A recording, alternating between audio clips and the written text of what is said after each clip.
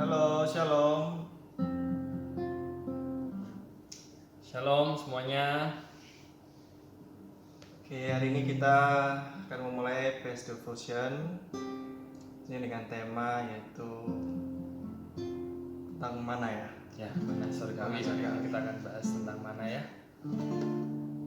Tapi sebelum kita mulai, kita mau menyembah Tuhan sama-sama terlebih dahulu. Yuk buat sobat percaya yang ada di rumah, sama-sama kita mau menyembah Tuhan, kita mau memuji Tuhan sama-sama hari ini.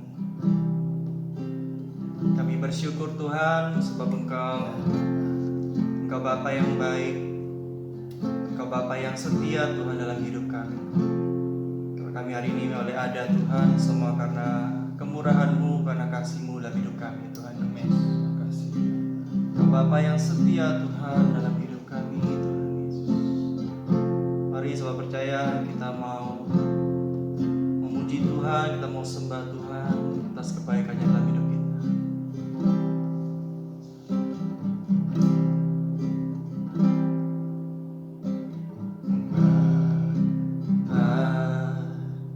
Kau setia, Bapa,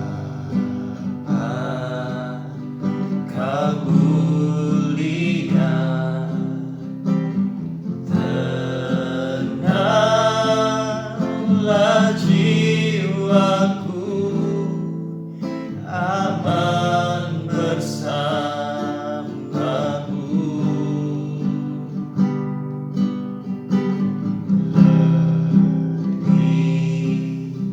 Dari harta Kaulah segalanya, tenanglah jiwaku dalam hadirat-Mu.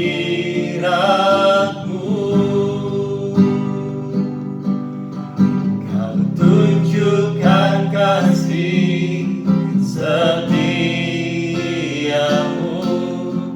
Kau menyediakan yang ku perlu. Kau setia, Kau mulia, dulu, sekarang, dan selamanya. Kau tunjukkan kasih setiamu, Kau menyediakan yang ku perlu. Kau setia, Kau mulia, Bapa, Kau setia. Bapa, Kau setia Tuhan. Mari sama-sama kita menyembah Dia. Bapa, Kau setia, Bapa, Kau mulia, tenanglah jiwaku, aman bersamamu. Lebih dari harta, lebih dari harta, Kaulah segalanya, tenanglah jiwaku dalam hadirat-Mu. Kau tunjukkan kasih setiamu, Kau menyediakan yang ku perlu. Kau setia, Kau mulia, selamanya. Kau tunjukkan kasih setiamu, Kau menyediakan yang ku perlu. Kau setia, Kau mulia, Bapa, Kau setia. Kau tunjukkan Tuhan, Kau tunjukkan kasih setiamu, Kau menyediakan yang ku perlu. Kau setia, Kau mulia, dulu, sekarang, dan selamanya. Kau tunjukkan kasih setiamu, Kau menyediakan yang ku perlu. Kau setia, Kau mulia, Bapa, Kau setia. Kau setia, Kau setia, Kau mulia, Bapa, Kau setia. Kau setia, Kau setia, Kau mulia, Bapa, Kau setia.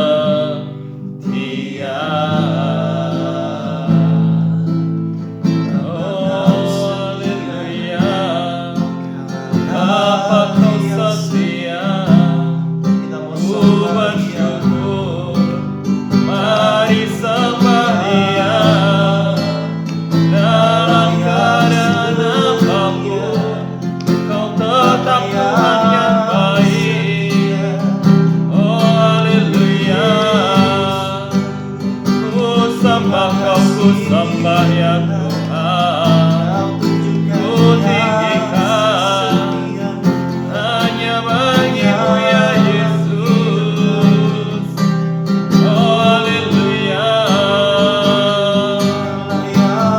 ku beri syukur, sungguh terpujilah Kau Tuhan. Terima kasih, terima kasih ya Tuhan. Oh, haleluya,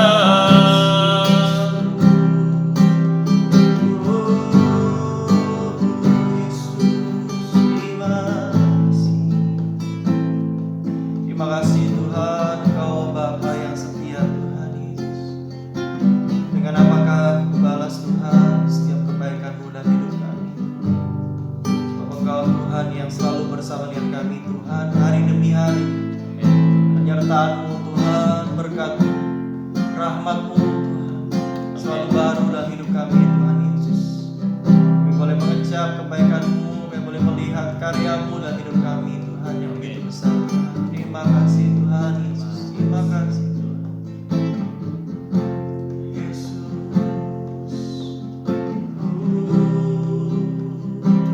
ku bersyukur ya Tuhan. Dengan apa Akan ku balas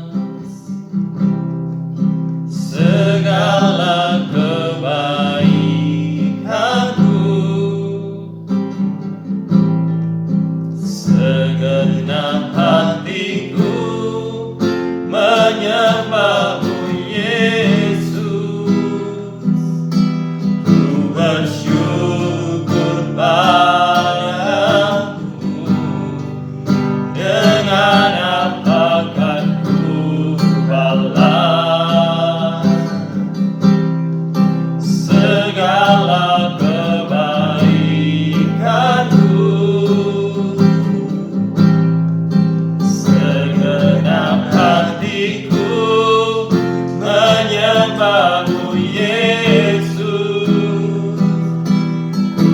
bersyukur padamu selamanya.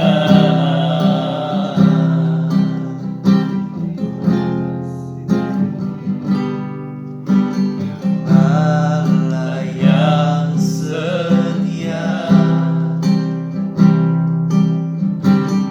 Bapa yang mulia, kasih-Mu besar Tuhan. Kau selamatkan hidupku, Kaulah harapanku, Kaulah harapanku.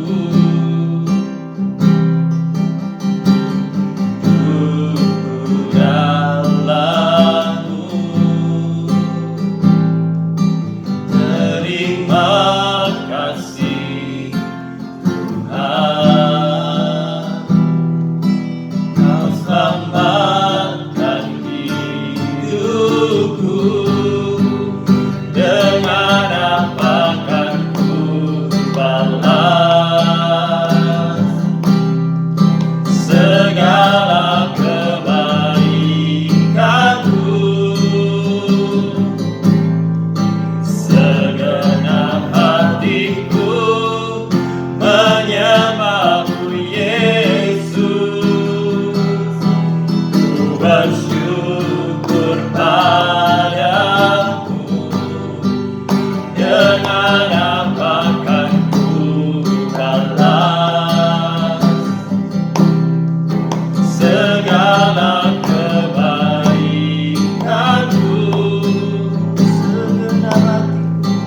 Segenap hatiku menyembah-Mu Yesus.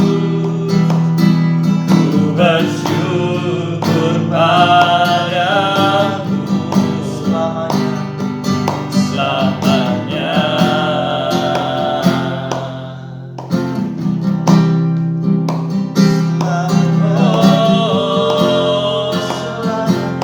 Untuk selamanya. Dengan apa Kau ku balas ya Tuhan? Untuk selama-lamanya. Ku bersyukur hanya bagi-Mu. Terima kasih. Terima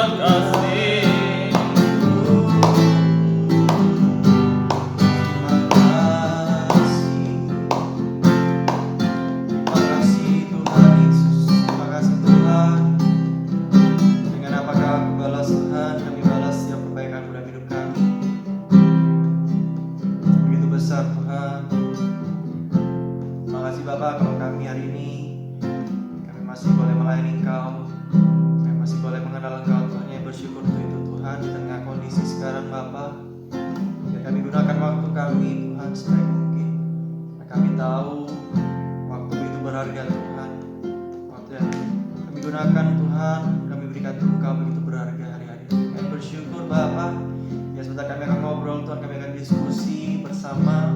Biar Kau yang hadir di tengah kami, Kau menikmati Tuhan siap apa yang akan kami diskusikan Tuhan. Dan juga siap sobat percaya juga yang boleh bergabung hari ini. Kami bersyukur di dalam nama Tuhan Dalam Yesus. nama Yesus. Haleluya. Amin. Oke. Ya, perkenalkan nama saya Yosef dan Nama saya Frankie. Shalom sobat percaya dimanapun sobat percaya ada. Kita hari ini memulai PS Devotion untuk yang pertama kali. Nah, hari ini kita akan sama-sama belajar satu tema yang menarik berkaitan dengan kondisi hari-hari ini ya. Tentunya kita diminta di rumah saja. Kita akan belajar tentang yang namanya mana. Apakah itu mana? Sudah mungkin pernah dengar? Kata mana, Franky? Itu makanan pemberian dari Tuhan ya. Ya, makanan pemberian dari Tuhan, Waktu betul sekali. Israel ya, bangsa Israel. Waktu bangsa Israel keluar dari yang namanya tanah Mesir. Nah, kita akan belajar sama-sama bagaimana yang namanya pengertian mana, esensinya, lalu juga kaitannya apa sih kok hari-hari ini dengan kondisi yang seperti ini.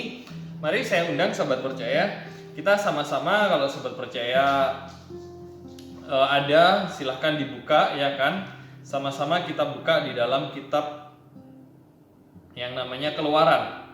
Keluaran 16 2 ayat yang kelima ya. Keluaran 16 2 ayat yang kelima.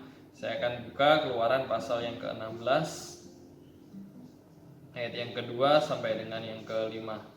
Saya akan baca ya. Di padang gurun itu bersungut-sungut segenap jemaah Israel kepada Musa dan Harun dan berkata kepada mereka, kalau kami mati tadinya di tanah Mesir oleh tangan Tuhan, ketika kami duduk menghadapi kuali berisi daging dan makan roti sampai kenyang, sebab kamu membawa kami keluar ke padang gurun ini untuk membunuh seluruh jemaat ini dengan kelaparan. Lalu berfirmanlah Tuhan kepada Musa, sesungguhnya aku akan menurunkan dari langit hujan roti bagimu, maka bangsa itu akan keluar dan memungut tiap-tiap hari sebanyak yang perlu sehari, supaya mereka kucoba apakah mereka hidup menurut hukumku atau tidak. Dan pada hari ke-6, apabila mereka memasak dibawa mereka pulang, maka yang dibawa itu akan terdapat 2 kali lipat banyaknya dari apa yang dipungut mereka. Nah, yang pertama kita tahu sama-sama adalah mana itu tidak diberikan oleh Tuhan kepada bangsa Israel waktu mereka ada dalam keadaan yang baik. Artinya apa? Mana itu diberikan adalah masa-masa mereka itu masuk di dalam yang namanya padang gurun. Ya kan, keadaan yang sulit, masa-masa yang dimana memerlukan tenaga ekstra ketika ada di padang gurun. Mungkin Franky pernah memiliki pengertian tentang padang gurun atau pernah mengalaminya. Mungkin kalau kita dengar kata tentang padang gurun, Pernah sih kalau mengalami, kan kalau menurut saya pribadi ya. Padang gurun tuh kayak tempat pelatihan gitu ya. Tempat pelatihan ya. Pelatihan, mengalami proses Tuhan, di mana Tuhan memproses dan melatih hidup kita supaya kita tuh siap untuk next level. Siap untuk next level ya. Jadi padang gurun adalah tempat pelatihan. Saya setuju ya, sobat percaya dimanapun sobat percaya ada. Kita hari ini sama-sama belajar tentang yang namanya mana. Kenapa itu diturunkan di padang gurun dan apa sih maknanya? Pesan Tuhan apa sih? Hari ini yang pertama saya mau sampaikan, padang gurun berbicara tadi disebutkan tempat pelatihan. Saya katakan juga tempat di mana seseorang itu akan mengalami yang namanya pemurnian. Kalau kita sadar, sebelum mereka masuk, bangsa Israel masuk dalam padang gurun, bangsa Israel itu masuk yang namanya sebuah perbudakan. Mereka hidup di dalam tanah Mesir, di mana mereka tidak punya kuasa, tidak punya leluasa untuk melakukan banyak hal. Mereka hanya diatur oleh yang namanya bangsa Mesir, dan disitulah mereka berteriak, mereka berseru, Tuhan tolonglah kami. Dengan banyak penindasan dan keadaan yang ada, Tuhan mengutus yang namanya Musa untuk membawa bangsa Israel keluar dari tanah Mesir, masuk di dalam padang gurun. Saya percaya ada banyak kejadian, ada banyak hal yang Tuhan sudah kerjakan, ya kan, sampai bangsa Israel itu bisa keluar dari tanah Mesir menuju yang namanya padang gurun. Artinya kalau banyak orang takut akan padang gurun, banyak orang menghindari, banyak orang tidak suka, ini tempat yang kering, tempat yang tandus, saya tidak nyaman di padang gurun. Saya mau beritahu, setelah yang namanya padang gurun, kita kenal dengan yang namanya tanah perjanjian. Sebelum masuk tanah perjanjian, kita harus melalui yang namanya padang gurun. Mana berbicara lebih daripada sekedar makanan, mana berbicara lebih daripada sekedar pemberian Tuhan, tapi mana itu berbicara di mana di tempat Tuhan melatih, di tempat Tuhan memuridkan, di tempat Tuhan mengubah yang namanya mental seseorang. Di situ Tuhan memberikan yang namanya pemeliharaan. Yang pertama saya mau sampaikan bahwa keadaan COVID-19 hari-hari ini, saya percaya semuanya pasti kena dampak. Baik orang besar maupun orang kecil, orang yang berduit maupun orang yang biasa-biasa, semuanya berdampak. Tidak ada yang tidak kena dampak. Tapi saya percaya ini sudah menjadi yang namanya hitung-hitungannya Tuhan. Tuhan tidak mungkin tiba-tiba dia kasih, tiba-tiba ayo kamu mengalami seperti ini ya. Kalau Indonesia mengalami COVID, ayo dunia kena COVID. Tidak seperti itu. Saya percaya ini sudah jauh ada di dalam yang namanya sebuah rancangan Tuhan. Kenapa Tuhan izinkan ini terjadi? Mungkin saja ini merupakan padang gurun bagi setiap kita. Mungkin saja ini tempat di mana Tuhan mau melatih. Seseorang akan teruji. Sobat percaya, saya mau sampaikan, kualitas atau karakter seseorang akan teruji ketika dia ada di padang gurun. Kenapa seperti itu? Kita bisa melihat bangsa Israel waktu mereka di padang gurun bagaimana sikapnya. Dalam generasi itu ada banyak orang yang keluar dari tanah Mesir dan masuk di dalam padang gurun. Tapi berapa banyak mereka yang masuk dalam tanah perjanjian? Berapa banyak? 2 orang. Yang satunya Yosua dan yang satunya Kaleb. Kita belajar bersama-sama bahwa di padang gurun kualitas karakter seseorang akan yang namanya teruji. Kalau menurut Frankie, padang gurun hari-hari ini, kalau bangsa Israel kan mereka masuk padang gurun beneran nih.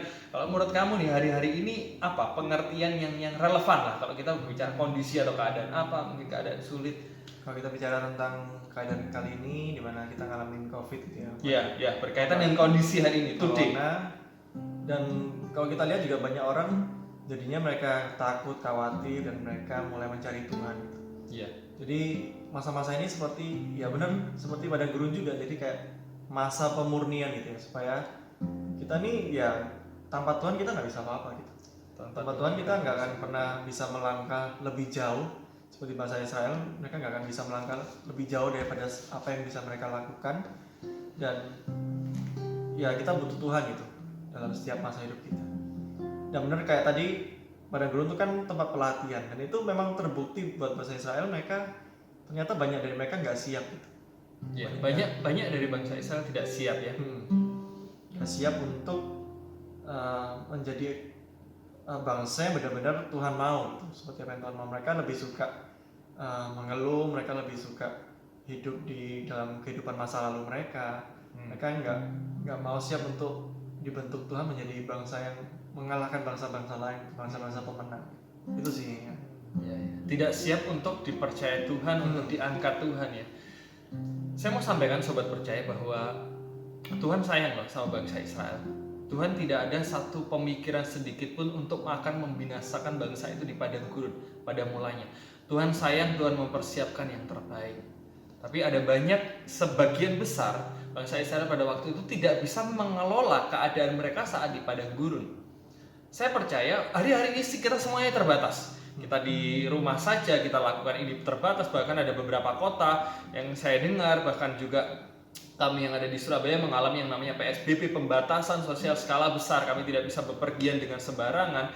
Ada sebuah batasan yang memang ini harus dilakukan. Tapi saya mau beritahu, ini bukan berarti Tuhan tidak sayang atau Tuhan tidak mengasihi kita. Terlebih Tuhan tidak meninggalkan kita.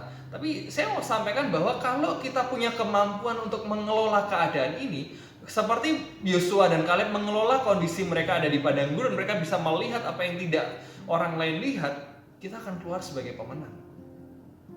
Kita akan keluar sebagai pemenang. Kita akan boleh menjadi pribadi orang-orang yang boleh dikatakan, ya, engkau adalah pemenang. Kenapa saya katakan seperti itu? Di dalam masa-masa padang gurun kita kenal Tuhan memberikan yang namanya mana. Mungkin mana itu bukanlah sesuatu yang seperti makanan yang mewah, ya kan? Yang waduh banyak sekali daging dan semuanya. Hanya roti, bahkan dikatakan ada sebuah penelitian dikatakan manis ataupun tawar bahkan. Bayangkan selama puluhan tahun mereka hanya makan mana. Saya percaya itu bukanlah sesuatu yang luar biasa, tapi mungkin awalnya iya. Tapi saya mau beritahu mana itu sesuatu yang mereka butuhkan. Kalau hari ini mungkin kita mempertanyakan keadilan Tuhan, kita mempertanyakan posisi Tuhan, kita mempertanyakan kehidupan kita di hadapan Tuhan. Tapi saya mau sampaikan Tuhan sediakan loh, pasti sediakan apa yang kita butuhkan, bukan apa yang kita inginkan. Tuhan kita adalah Allah yang setia. Jadi saya mau sampaikan bahwa ya kalau kita berbicara tentang mana, hari ini tema kita tentang mana, pemeliharaan atau roti yang dikatakan dari surga, itu tidak hanya berbicara sebuah makanan, tapi itu berbicara bagaimana Tuhan mau membentuk mental dan hati kita. Belajar, mari sobat percaya, kita belajar tentang yang namanya kehidupan di padang gurun. Setiap orang Kristen, setiap orang percaya, apapun latar belakangnya, pasti mereka akan melalui yang namanya padang gurun. Kalau mereka mau mengalami next level, diangkat Tuhan, siapapun itu. Kalau sobat percaya lihat, masa-masa sebelum Tuhan Yesus melayani, Tuhan Yesus diizinkan juga ada di dalam yang namanya padang gurun. 40 hari Tuhan tidak makan, Tuhan tidak minum, sampai akhirnya Tuhan dicobai oleh iblis. Setiap orang itu akan mengalami yang namanya masa-masa padang gurun di dalam kehidupannya. Tergantung bagaimana, saya mau katakan, kita bisa tidak mengelola itu. Kalau kita bisa mengelolanya, saya percaya itu akan boleh menjadi sesuatu yang membuat kita jauh lebih kuat.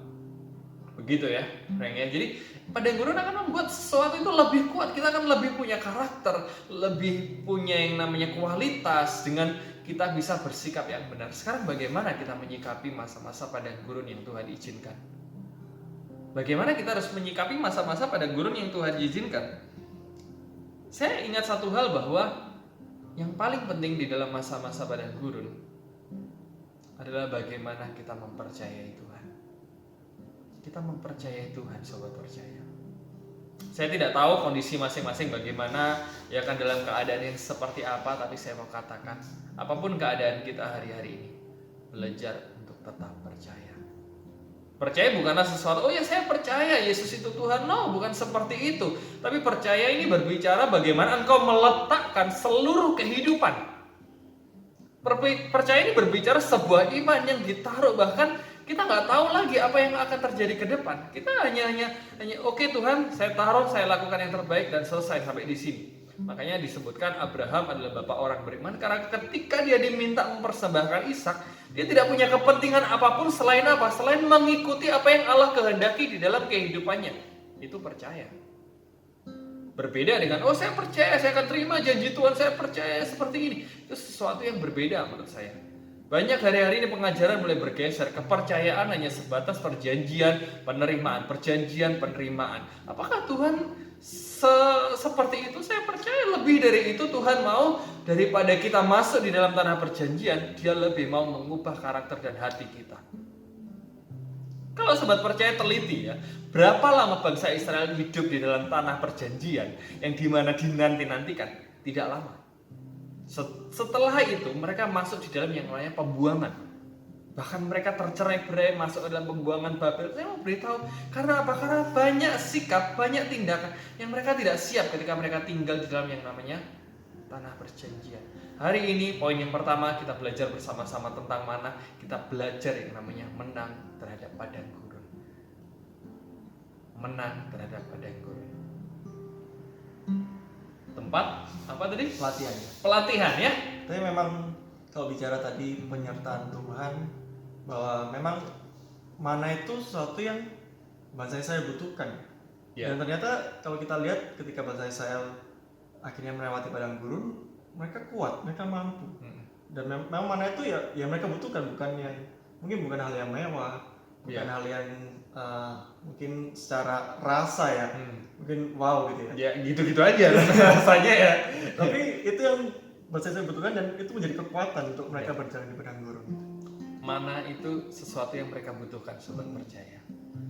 Hari-hari ini mari lihat hidup kita. Apa sih yang Tuhan tidak penuhi dalam hidup kita? Saya percaya seminim apapun keadaan kita, Tuhan tidak pernah tinggalkan kita. Selalu ada jalan.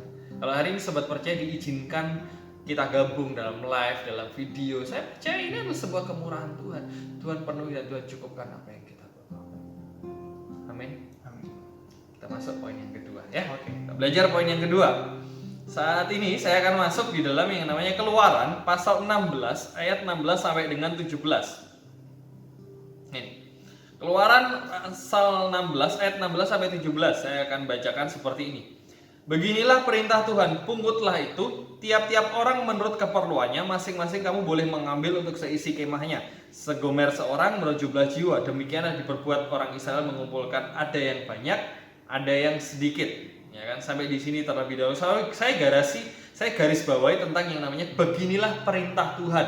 Ya kan, jadi Tuhan memerintahkan, pungutlah tiap-tiap orang menurut keperluannya, masing-masing kamu boleh mengambil, kamu perlunya berapa? Oke, isi kemah kamu 5, silakan ambil 5. Isi kemah kamu berapa? 6, silakan ambil 6. Menurut kamu punya keluarga 2, silakan ambil 2. Ada yang mengumpulkan banyak, ada yang sedikit.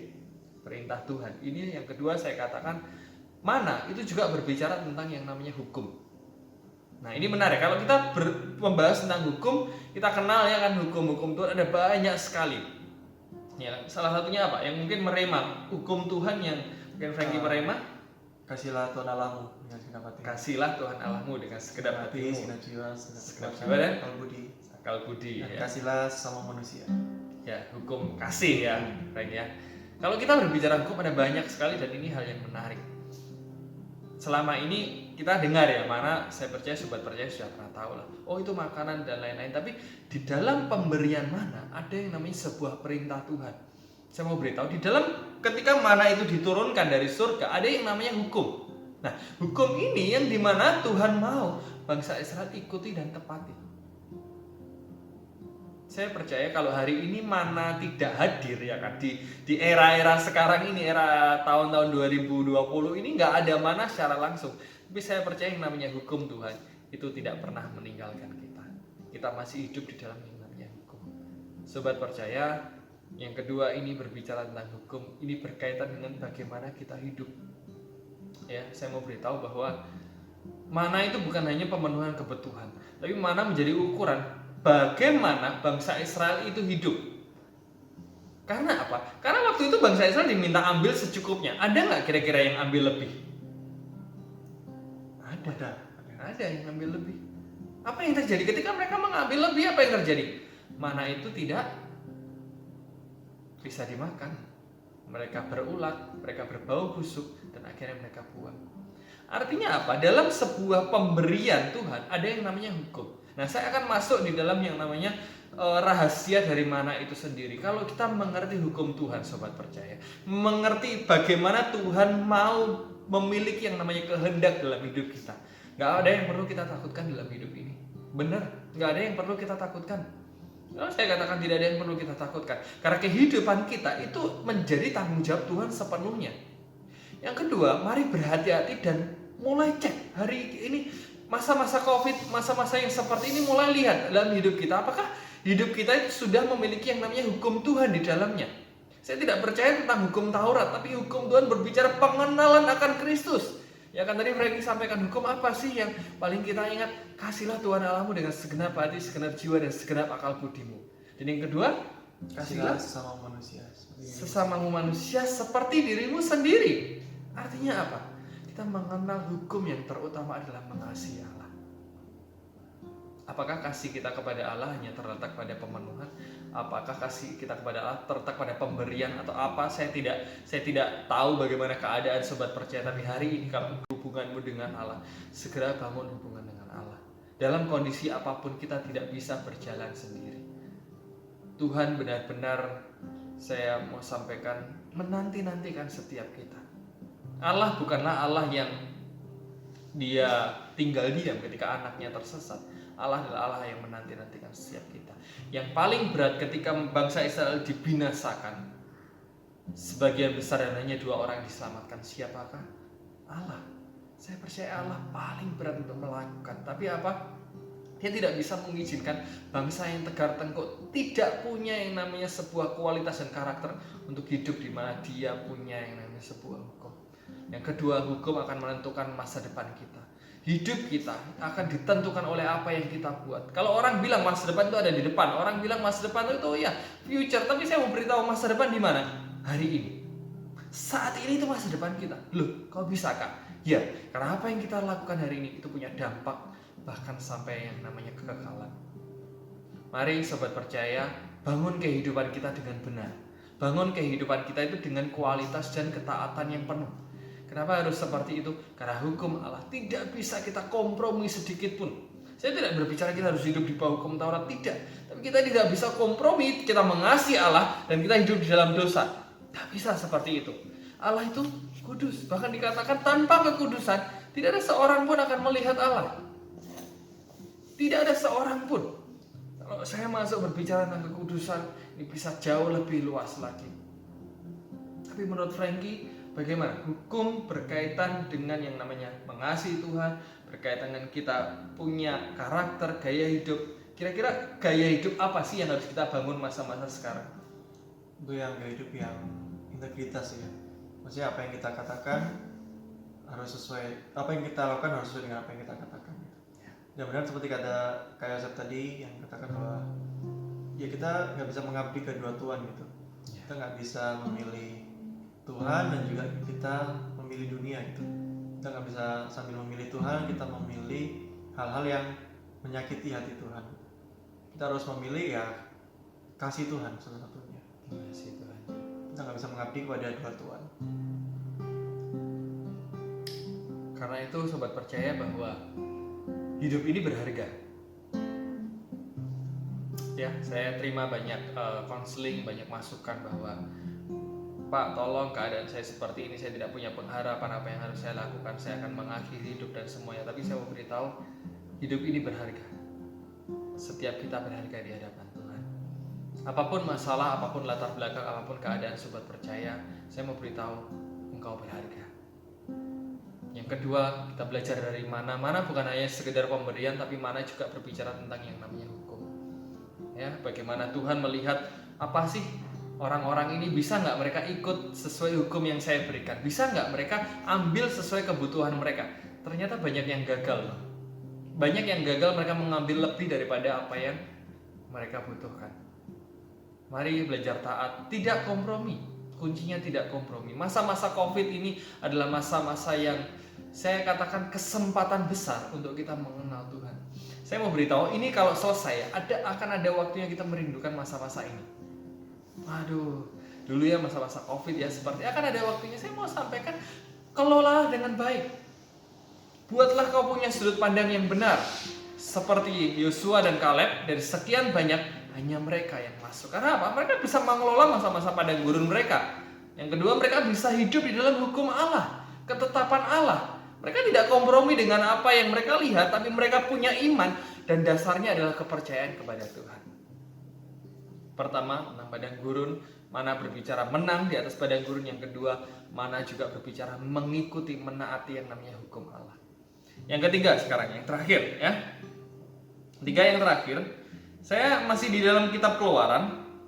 Saya akan masuk di dalam Keluaran pasal yang ke-16 ayat 23. Dikatakan seperti ini. Lalu berkatalah Musa kepada mereka, inilah yang dimaksudkan Tuhan. Besok adalah hari perhentian penuh, sabat yang kudus bagi Tuhan. Maka roti yang perlu kamu bakar, bakarlah. Apa yang perlu kamu masak, masaklah. Dan segala kelebihannya biarkanlah tempatnya disimpan sampai pagi. Di ayat yang ke-26 saya lompat.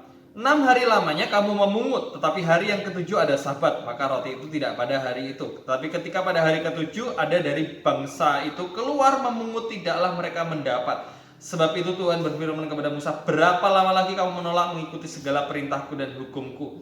Perhatikanlah, Tuhan telah memberikan sabat kepadamu, itulah sebabnya pada hari ke-6 Ia memberikan kepadamu roti 2 hari. Tinggallah kamu dari tempatmu masing-masing, seseorang tidak boleh keluar dari tempatnya pada hari ke-7. Yang berikutnya, yang terakhir, yang ketiga, saya mau sampaikan, sobat percaya, bahwa bangsa Israel diberikan perintah yang jelas dengan Tuhan. Ya, hari pertama kamu boleh memungut, hari kedua boleh, hari ke-6 kamu pungutlah 2 kali lipat untuk kamu punya yang namanya persediaan di hari ke-7.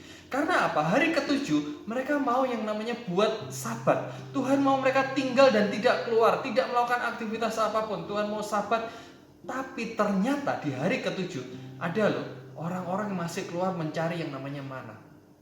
Saya mau beritahu yang ketiga, ini poin yang sangat penting. Ini berbicara bagaimana kita hidup dalam ucapan syukur. Ucapan syukur itu bukan hanya berbicara apa yang kita dapat. Oh, saya dapat berkat yang banyak, saya bersyukur. No. Tapi ucapan syukur itu adalah bentuk di mana terima kasih karena Tuhan ada dan tinggal di dalam kehidupan kita. Tuhan waktu itu tinggal dan ada dalam kehidupan bangsa Israel. Mereka harus mengucap syukur karena di mana kebutuhan mereka dipenuhi. Dan ucapan syukur ini berkaitan dengan yang namanya sabat. Mungkin bangsa Israel cukup asing ya pengajaran tentang sabat, agak jarang, tapi ada diberitakan di gereja-gereja. Saya mau kupas sedikit saja. Kenapa sih Tuhan mau kita memiliki waktu sabat? Kenapa sih Tuhan mau memiliki harus hari ke-7 kamu harus libur, nggak boleh ambil bla bla bla. Tuhan itu Tuhan yang punya perhatian lebih terhadap yang namanya hubungan. Ya, sobat percaya bisa catat, Tuhan itu Tuhan yang punya perhatian lebih terhadap yang namanya hubungan. Bahkan untuk memulihkan sebuah hubungan, dia rela untuk datang sebagai manusia dan disalib. Ya, kuasa yang namanya kita penebusan, salib Kristus. Nah, sabat ini berbicara apa sih? Tuhan mau berikan waktu yang kita tidak bekerja, kita tidak melakukan apapun, tapi kita benar-benar mencari yang namanya wajah Tuhan. Merefleksi apa yang kita buat apakah sudah tepat? Apakah kita sudah bergerak sesuai dengan apa yang kita dengar dari Allah? Atau kita sibuk ini dan itu tanpa kita mendengar apa yang sebenarnya pesan yang dari Tuhan? Yang ketiga, sabat atau ucapan syukur itu berkaitan erat dengan kehidupan hari depan bangsa Israel. Kalau engkau mau punya kehidupan yang bermanfaat, kau punya mau kehidupan yang bermultiplikasi, kau punya kehidupan yang berproduktif, saya mau beritahu, pastikan kau punya hari Sabat. Di dalam Sabat mengucap syukur. Kalau tadi kita berbicara padang gurun, kita berbicara hukum, yang ketiga ucapan syukur. Orang-orang yang diberikan tepat, mereka masih kurang, mereka mengambil banyak, sehingga apa? Karena waktu mereka bawa pulang itu timbul yang namanya ulat, dan itu nggak bisa dimakan. Yang kedua, hari ke-7 jangan pergi, hari ke-7 jangan keluar, mereka tetap keluar mencari yang namanya mana. Yang terakhir saya mau beritahu sobat percaya, mari kita isi waktu-waktu kita COVID hari-hari ini dengan banyak mengucap syukur. Kak, keadaan saya sangat minim, keadaan saya susah, keadaan saya seperti. Berdoa dan berserulah di hadapan Tuhan. Sekali lagi saya ulangi, berdoa dan berserulah di hadapan Tuhan. Karena apa? Tuhan mendengar loh setiap doa dan seruan kita. Dia bukanlah Allah yang sembarangan, dia bukanlah Allah yang siapa sih kamu, kalau kamu lakukan ini baru saya dengar. Nah, no. Oh kak, saya masih jatuh bangun di dalam dosa. Berdoa dan berserulah di hadapan Tuhan. Dia Allah yang punya yang namanya kasih yang tidak terbatas. Saya percaya setiap kita pasti punya pengalaman tentang berdoa dan berseru. Mungkin Frankie juga pernah punya pengalaman waktu masa-masa yang sesak atau apa, mengalami sebuah doa atau bagaimana. Iya, pernah sih waktu itu harus belajar mengampuni sih. Belajar mengampuni dan ternyata mengampuni itu hal yang berat ya. Mungkin kita bilang ke orang, wah Tuhan itu suruh kita mengampuni, harus mau mengampuni dong orang salah ke kita. Tapi ketika kita mengalami sendiri itu bukan hal yang mudah. Dan waktu itu akhirnya sempat nggak tahan dan akhirnya berdoa ke Tuhan, dan ya puji Tuhannya Tuhan berikan kekuatan. Jadi bukan dengan kekuatan sendiri untuk mengampuni, tapi ya Tuhan yang kasih, Tuhan yang mampukan kita untuk mengampuni. Tuhan yang kasih dan Tuhan yang mampukannya.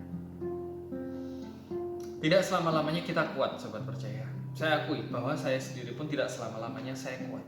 Ada waktu-waktu di mana kita itu merasa lemah, kita merasa tidak tahu apa yang harus kita buat. Tapi disitulah fungsi dari mana yang saya katakan waktu-waktu Sabat, waktu-waktu teduh bersama Tuhan. Itu akan membawa kehidupan kita mengalami sebuah titik balik. Kita akan menjadi seorang yang benar-benar dibaharui. Firman Tuhan katakan dibaharui hari demi hari. Artinya apa? Kasih Tuhan itu tidak datang hanya hari ini atau hari kemarin, tapi setiap hari, setiap pagi dibaharui kasihnya. Kita setiap hari Tuhan menjumpai kita secara pribadi itu apa? Memperbaharui. Belajar juga untuk dipenuhi oleh Roh Kudus. Saya percaya kita semua sudah kenal yang namanya Roh Kudus, sudah tahu, sudah pernah mendengar. Tapi apakah hidup kita dipenuhi oleh Roh Kudus? Belum tentu. Kan? Ada yang tanya sama saya, bagaimana cara kita mengenal dan dipenuhi oleh Roh Kudus? Saya mau beritahu, engkau harus punya waktu yang teduh. Tidak bisa kita banyak sibuk, banyak aktivitas, hanya sekedar ya berdoa dan kita minta, saya mau dipenuhi Roh Kudus, gak bisa. Engkau pun juga harus hidup di dalam hukum Allah. Mari sobat percaya, kita belajar bersama-sama hari ini dalam renungan yang singkat, tapi saya percaya ini boleh menjadi pesan, boleh menjadi kekuatan. Yang pertama tadi kita belajar tentang yang namanya mana, itu identik dengan padang gurun, di mana Tuhan memberikan itu secukupnya, ya secukupnya, sesuai dengan yang kita butuhkan, ya. Yang kedua berbicara tentang hukum, ya. Jadi disebutkan, Frankie juga kasihlah Tuhan Allahmu dengan segenap hati, jiwa dan akal budi, juga kasihlah samamu manusia seperti engkau mengasihi dirimu sendiri. Yang ketiga berbicara tentang secukupnya ucapan syukur atau hari Sabat. Ya, bagaimana engkau punya waktu teduh bersama Tuhan. Saya akan bacakan ayat yang terakhir. Ayat yang terakhir dikatakan seperti ini, ya. Yesaya 30 ayat 20. Saya akan bacakan. Dan walaupun Tuhan memberi kamu roti dan air serba sedikit, namun pengajarmu tidak akan menyembunyikan diri lagi, tetapi matamu akan terus melihat Dia. Saya ulangi sekali lagi, ya. Walaupun Tuhan memberikan kamu roti dan air serba sedikit, namun pengajarmu tidak akan menyembunyikan diri, tetapi matamu akan terus melihat Dia. Sobat percaya, firman ini menguatkan saya. Saya pernah dapat firman ini dan firman ini sangat menguatkan saya. Hal yang paling penting bukan berbicara banyak atau seberapa besar roti yang kita miliki, tapi siapakah yang menyertai kita.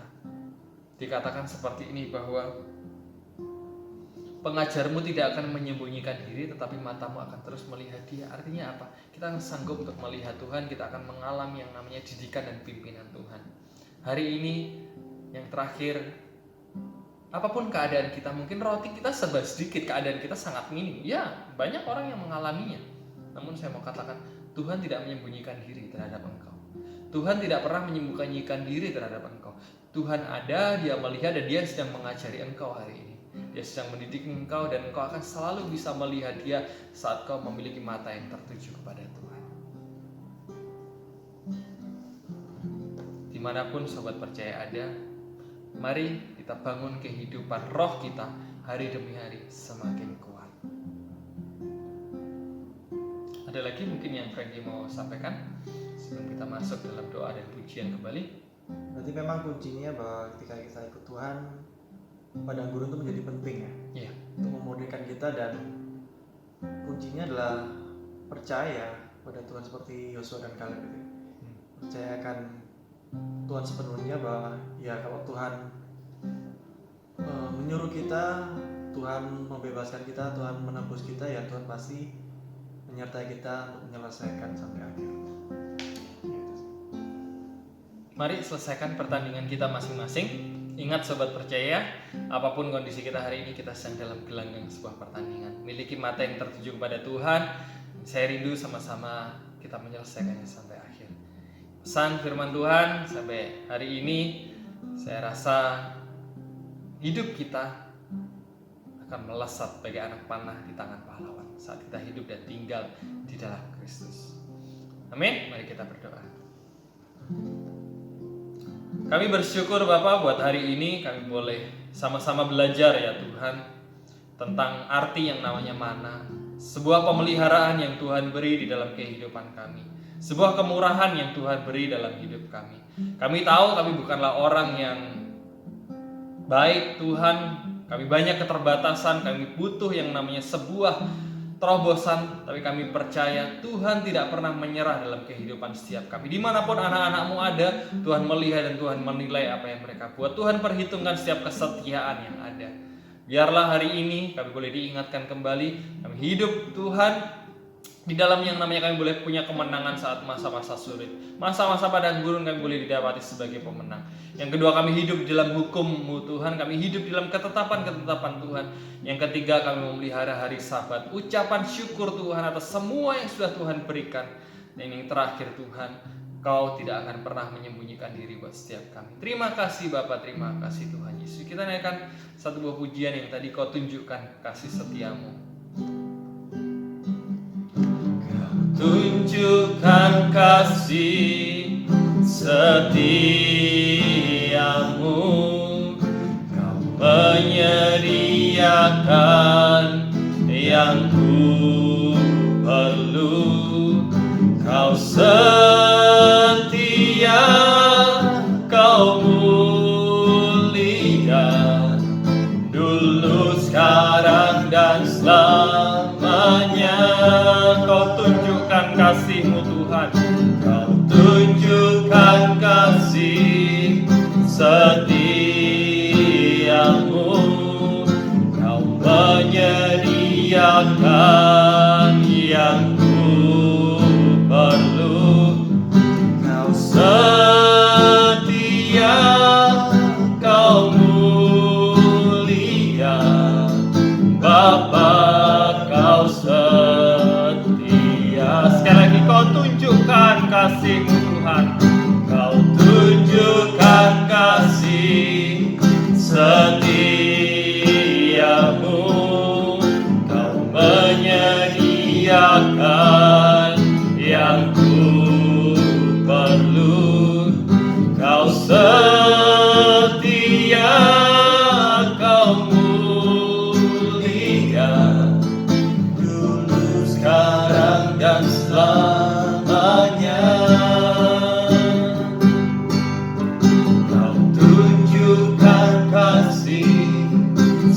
setiamu, Kau menyediakan yang ku perlu.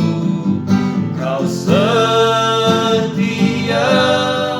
Kau mulia, Bapa, Kau setia. Kau setia, Kau mulia. Kau setia, Kau mulia, Bapa, Kau setia. Kau setia, Kau mulia. Kau setia, Kau mulia, Bapa, Kau setia.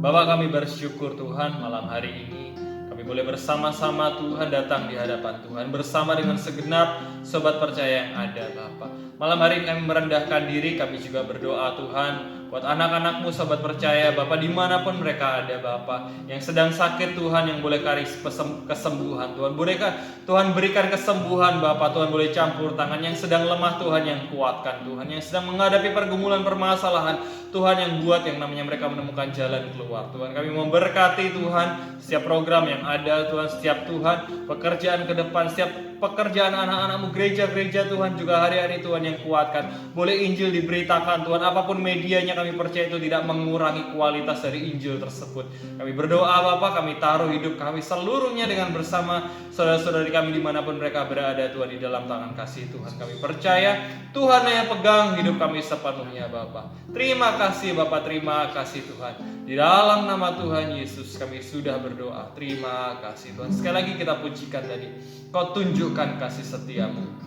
Tunjukkan kasih setiamu. Kau menyediakan yang ku perlu. Kau setia, Kau mulia, dulu, sekarang, dan selamanya. Kau tunjukkan kasih setiamu.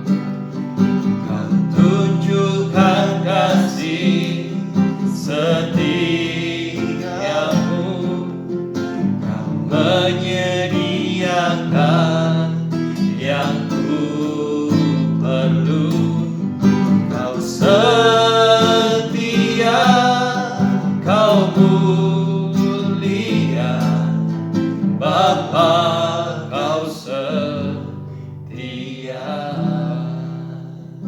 Bapak, terima kasih kami selesai malam hari ini. Tapi kami percaya pekerjaan Tuhan akan tetap berlanjut Bapak. Biarlah kami boleh mengerti, dipimpin oleh hikmat dan kebenaran-Mu Tuhan. Segala pujian, hormat, ucapan syukur. Haleluya.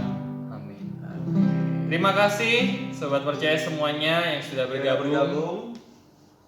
Kita akan ketemu lagi minggu depan ya, dengan tema yang berbeda tentunya ya. Oke. Salam dari kita. Tuhan Yesus memberkati ya. Shalom, saudara semuanya, Tuhan berkati.